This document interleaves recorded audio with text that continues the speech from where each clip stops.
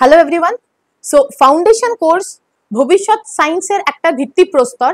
এটা আমি আপনাদের আগেও বলেছি এবং এটার জন্য এটা না করার জন্য কি কি প্রবলেম ভবিষ্যতে গিয়ে মানে 11 সায়েন্সে গিয়ে বাচ্চারা ফেস করে সেটাও আমি আপনাদের সঙ্গে আগে ডিসকাস করেছি। তো এখন আমি যেটা বলছি কি প্রবলেম নিয়ে আমি আর কোনো কথা বলতে চাই না, এবার আমি ডিরেক্ট সলিউশনে আসতে চাই। সো 10 বছরের বেশি 11-12 JEE নিট স্টুডেন্টসদের এবং different board ICSE CBSE different বোর্ডে পড়ানোর খাতিরে আমার কিছু অভিজ্ঞতা হয়েছে ভগবানের আশীর্বাদে, এবং তার জন্য আমি কিছু রিসার্চও করেছি সেই অভিজ্ঞতা সঞ্চয় করার পরে, এবং সেই রিসার্চের ভিত্তিতেই কিন্তু আমি একটা কোর্স ডিজাইন করেছি যেটা হচ্ছে specially for the foundation students. তারা 9ও হতে পারে 10ও হতে পারে। তো এই যে কোর্সটা, এই কোর্সটার আমি স্পেশালি 2-3টে ইম্পর্টেন্ট ফিচার আপনাদের সঙ্গে শেয়ার করতে চাই।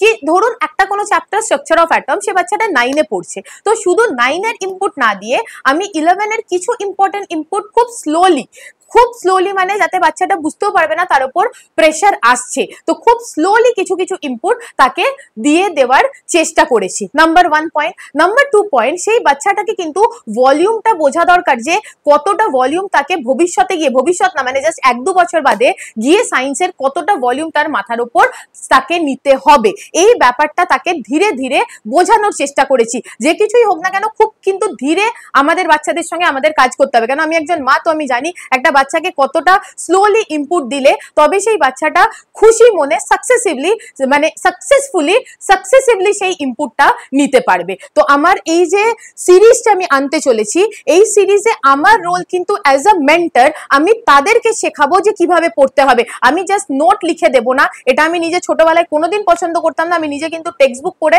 বড় হয়েছি, কোনো নোট পড়ে বড় হয়নি, এবং আজকের দিনে বাচ্চারা কিন্তু আমার নোট পড়ে বড় হচ্ছে, বাট আমি তাদেরকে কিন্তু মোটিভেট করি কি নোটের পাশাপাশি টেক্সট বুক পড়াটা জরুরি। কিন্তু সেটা যেহেতু আমি 11-এ গিয়ে বাচ্চাদের কাছে আর টাইমটা পাই না, তাই জন্য আমার নিজের এই যে শখটা ছিল এটা আমি ক্লাস 9-10-এর বাচ্চাদেরকে দিয়ে পূরণ করতে চাই কি তোমরা আস্তে আস্তে টেক্সট বুক পড়ো এবং তার সঙ্গে নোট পড়ো এবং একটা মৌলিক চিন্তা ভাবনা নিজেদের মধ্যে ডেভেলপ করো।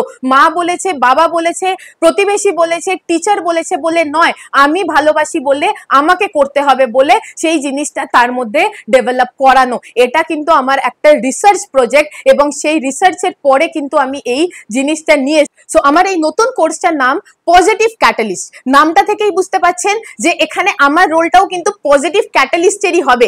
কোনো একজন টিচার, বাবা মা কেউ কিন্তু রিয়াকশনে পার্টিসিপেট করতে পারে না, তারা কিন্তু বাচ্চার হয়ে পড়ে নিয়ে পরীক্ষা দিতে পারে না, তারা শুধুমাত্র একটা পজিটিভ ক্যাটালিস্টের কাজ করতে পারে। তাই আমি সত্যি কথাটা বলেছি, আমি একদমই কোনো মার্কেটিং পার্সনের মতো বলবো না কি আমি আপনার বাচ্চাকে মার্কস পাইয়ে দেবো, আপনার বাচ্চাকে ডাক্তার বানিয়ে দেবো, আপনার বাচ্চাকে ইঞ্জিনিয়ার বানিয়ে দেবো, আমি কোনোদিন এই কথাটা বলতে পারবো না।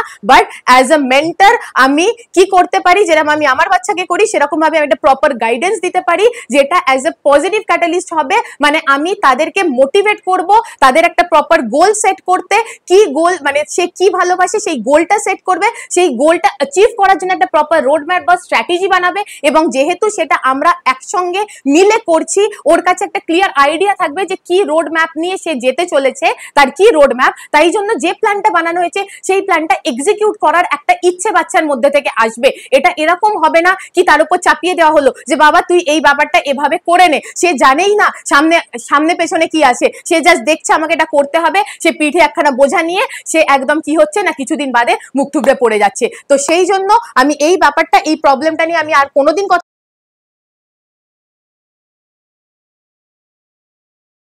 বলবো না, আমি এরপরে শুধুমাত্র সলিউশন নিয়ে কথা বলবো। So I think you can understand যে পজিটিভ ক্যাটালিস্ট কি, এবং পজিটিভ ক্যাটালিস্ট আমাদের রোল প্লে করতে হবে নট অ্যাজ এ মেন্টর, আমি শুধু নয় অ্যাজ এ প্যারেন্টস আপনাদেরকেও পজিটিভ ক্যাটালিস্টের রোল প্লে করতে হবে, যাতে আমাদের ভবিষ্যৎ জেনারেশন তাদের নিজেদের মৌলিক চিন্তা ভাবনাটাকে ডেভেলপ করতে পারে এবং ফাইনালি সাফল্যটা তারা তাদের সাফল্যের পথে